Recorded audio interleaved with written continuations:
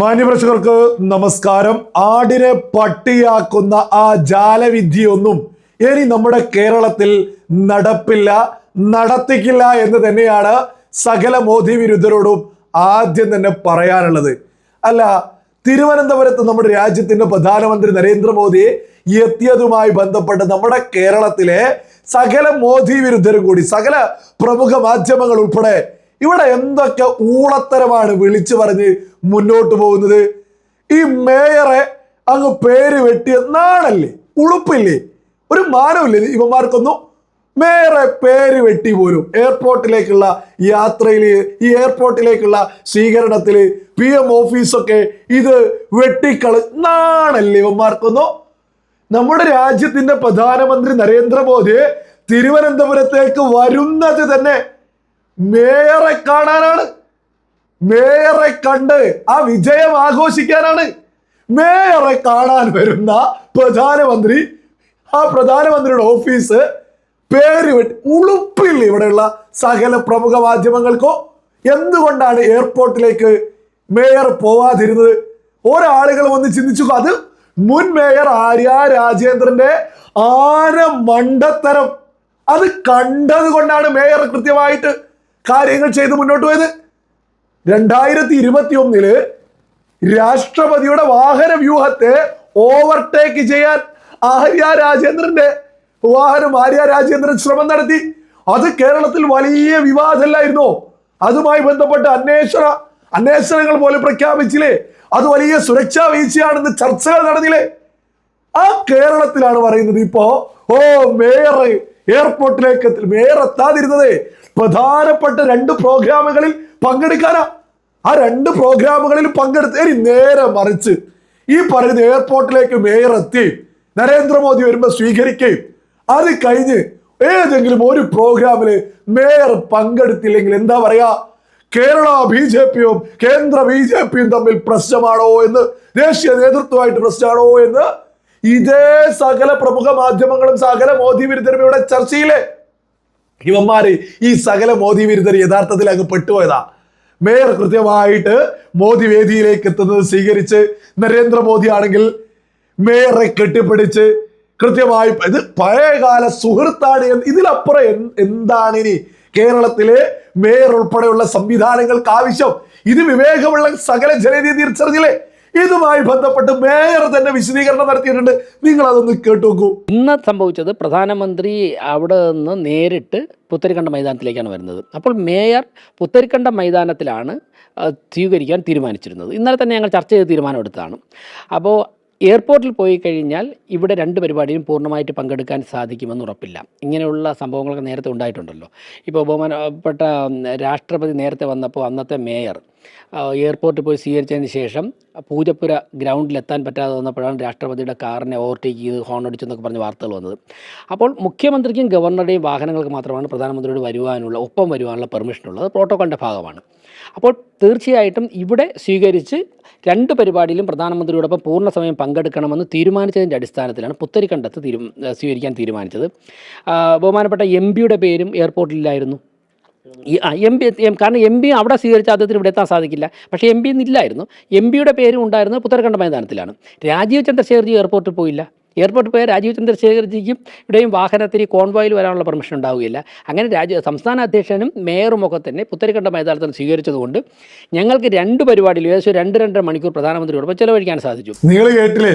ഇത് യഥാർത്ഥത്തിൽ മേയറുടെയും കേരളത്തിലെ BJP സംവിധാനങ്ങളുടെ വൻ വിജയ.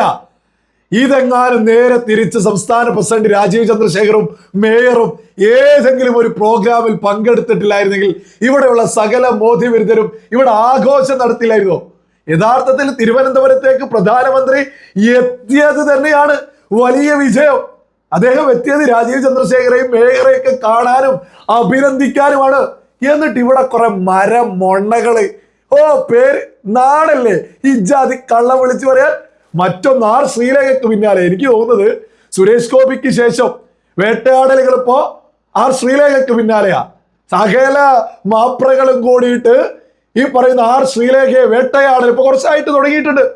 അന്ന് സുരേഷ് ഗോപിക്ക് പിന്നാലെ മീഡിയ വൺ ഉൾപ്പെടെ സകല ആളുകൾ അടുപ്പ് കൂട്ടിയിട്ടും സകല മീഡിയ വണ്ണിനൊപ്പം സകലരും കൂടി വലിയ വേട്ടയാടൽ നടത്തിയ സമയത്ത് ലോക്സഭാ ഇലക്ഷന് മുമ്പ് സ്ഥാനാർത്ഥിത്വം പ്രഖ്യാപിക്കുന്നതിന് മുമ്പ് അന്ന് നമ്മുടെ ചാനലിലൂടെ തന്നെ കൃത്യമായിട്ട് പറഞ്ഞതാ, സകല മാപ്രകളോടും നിങ്ങൾ ഇങ്ങനെ വേട്ടയാടാനാണ് തീരുമാനിച്ചതെങ്കിൽ കേരളത്തിലെ പൊതുസമൂഹം ചേർത്ത് പിടിക്കുക തന്നെ ചെയ്യുമെന്ന്. അന്ന് പലരുമോ നിങ്ങൾ തോന്നിയതുപോലെയൊക്കെ വിളിച്ചു പറയുന്നൊക്കെ പറഞ്ഞ് നമ്മളെയൊക്കെ അങ്ങ് പുച്ഛിച്ചിരുന്നു. ലോക്സഭാ ഇലക്ഷൻ റിസൾട്ട് വന്ന സമയത്താ നമ്മളൊക്കെ പറഞ്ഞത് തന്നെയാണ് യാഥാർത്ഥ്യം. കേരളത്തിലെ പൊതുസമൂഹം സുരേഷ് ഗോപിയെ 3,00,000-ലധികം വോട്ടിനങ്ങ് വിജയിപ്പിച്ച് അത് കൃത്യമായിട്ട് മുന്നോട്ട് വെച്ചുകൊണ്ട് പറയാ, ആർ ശ്രീലേഖയെയും കേരളത്തിലെ മലയാളികൾ, കേരള മനസ്സ് സ്വീകരിച്ചു കഴിഞ്ഞു. നിങ്ങൾ വേട്ടയാടിയാൽ അവരെ പൊതുബോധമുള്ള പൊതുസമൂഹം കൃത്യമായിട്ട് ചേർത്ത് പിടിക്കുക തന്നെ ചെയ്യും. തർക്കം അതില് ആർക്കും തന്നെ വേണ്ട. വരുന്ന നിയമസഭാ ഇലക്ഷനിലൊക്കെ കൃത്യമായ അർഹമായ പരിഗണനകളിലേക്ക് അവരുടെ താല്പര്യത്തിനനുസരിച്ച് തന്നെ പാർട്ടി പരിഗണിക്കുമെന്നുള്ളതിലൊന്നും ഒരു തർക്കവും വേണ്ട. ഈ പറയുന്ന ആർ ശ്രീലേഖ അവിടെ മോദിക്ക് അങ്ങനെ ചെയ്തില്ല, ഇങ്ങനെ നാളല്ലേ ഇതുമായി ബന്ധപ്പെട്ട ആർ ശ്രീലേഖ തന്നെ മറുപടിയായിട്ട് രംഗത്തെത്തി. നിങ്ങളത് കേട്ടു. ബഹുമാനപ്പെട്ട പ്രധാനമന്ത്രി നരേന്ദ്രമോദിജി തിരുവനന്തപുരത്ത് വന്നപ്പോൾ എനിക്ക് വേദിയിൽ ഇരിപ്പിടം ലഭിച്ചത് ഭാരതീയ ജനതാ പാർട്ടിയുടെ സംസ്ഥാന ഉപാധ്യക്ഷന്മാരിൽ ഒരാളായതുകൊണ്ടാണ്. എനിക്ക് രാഷ്ട്രീയം പുതിയതാണ്. 33.5 വർഷം പരിശീലിച്ചതും ചെയ്തതും ഒക്കെ ഒരു പോലീസ് ഉദ്യോഗസ്ഥയുടെ കടമയായിരുന്നു. വളരെയധികം VVIP ഡ്യൂട്ടി ചെയ്തിട്ടുള്ള എനിക്ക് അച്ചടക്കം വളരെ പ്രധാനപ്പെട്ട കാര്യമാണ്. പ്രധാനമന്ത്രി വേദിയിലേക്ക് വരുമ്പോൾ എനിക്ക് നൽകപ്പെട്ടിട്ടുള്ള സ്ഥാനത്ത് ഇരിക്കുക, അവിടെ തന്നെ നിലയുറപ്പിക്കുക എന്നതാണ് പാർട്ടി പ്രവർത്തക എന്ന നിലയിൽ ഞാൻ ചെയ്യേണ്ടതെന്നാണ് ധരിച്ചിരുന്നത്. അങ്ങോട്ടേക്ക് ക്ഷണിച്ചാലല്ലാതെ പോകരുത് എന്നുള്ള ഒരു പരിശീലനം എനിക്ക് ലഭിച്ചിരുന്നത് കൊണ്ടായിരിക്കാം ഞാൻ എൻ്റെ സ്ഥാനത്ത് മാത്രം ഇരിക്കുകയാണ് ചെയ്തത്. VVIP എൻട്രൻസിലൂടെ കയറി വന്ന അദ്ദേഹം അതേ എൻട്രൻസിലൂടെ പോകുമ്പോൾ ഞാൻ പോകുന്നത് ശരിയല്ലല്ലോ എന്ന് വിചാരിച്ചാണ് ഞാൻ അവിടെ നിന്നത്. മാധ്യമ ചാനലുകളിലും വളരെയധികം മോശമായ രീതിയിൽ ഇതിനെക്കുറിച്ച് പരാമർശിച്ച് കണ്ടു. ഇതിലാരും വെറുതെ തെറ്റിദ്ധരിക്കേണ്ട. ഞാൻ നിങ്ങളുടെ സ്വന്തം ശ്രീലേഖ, എപ്പോഴും BJPക്കൊപ്പം. നല്ല ഒന്നാന്തരം മറുപടി തന്നെയാണ് ആർ ശ്രീലേഖ മുന്നോട്ട് വെച്ചത്. ഒരു ഉദ്യോഗസ്ഥയായിരുന്നു, മുൻ DGP ആയിരുന്നു. അതിൻ്റെതായ ചിട്ടയിലാണ് അവർ കാര്യങ്ങൾ ചെയ്ത് മുന്നോട്ട് പോകുന്നത്. അവർ രാഷ്ട്രീയത്തിലേക്ക് ഇറങ്ങിയിട്ട് കുറച്ച് കാലമായിട്ടേ ഉള്ളൂ. അവരത് ഭംഗിയായിട്ട് ജനങ്ങളിലേക്ക് അവർക്ക് ചെയ്യാൻ സാധിക്കുന്നതിനെ കുറിച്ച് വിളിച്ചു പറയുന്നുണ്ട്. അത് അവരുമായി ബന്ധപ്പെട്ട് അവരുടെ പ്രദേശത്തെ ജനത തിരിച്ചറിഞ്ഞിട്ടാണ് അവരെ വിജയിപ്പിച്ചത്. എന്തിനാണ് ഇവിടെയുള്ള മാധ്യമങ്ങൾ ഇങ്ങനെ കുരുപൊട്ടുന്നത്? സുരേഷ് ഗോപി സിനിമയിൽ നിന്നിറങ്ങണം, അതേപോലെ തന്നെ ആർ ശ്രീലേഖ DGPയിൽ നിന്നിറങ്ങണം. ഈ തോന്നിയതൊക്കെ വിളിച്ചു പറയുന്ന സകലരോടും പറയാനുള്ളത്, നിങ്ങൾ സുരേഷ് ഗോപിയെ വേട്ടയാടിയ സമയത്ത് നമ്മൾ വ്യക്തമായിട്ട് വിളിച്ചു പറഞ്ഞതാണ്, മലയാളികൾ സുരേഷ് ഗോപിയെ ചേർത്ത് പിടിക്കും. അതേപോലെ തന്നെ എടുത്തു പറയാണ്, ആർ ശ്രീലേഖയെ മലയാളികൾ ചേർത്ത് പിടിക്കും.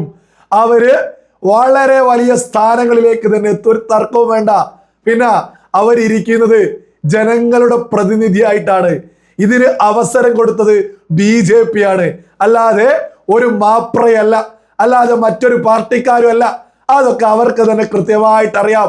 അവർ നിലകൊള്ളുന്നത് അവരുമായി ബന്ധപ്പെട്ട ആളുകൾക്ക് വേണ്ടി തന്നെയാ.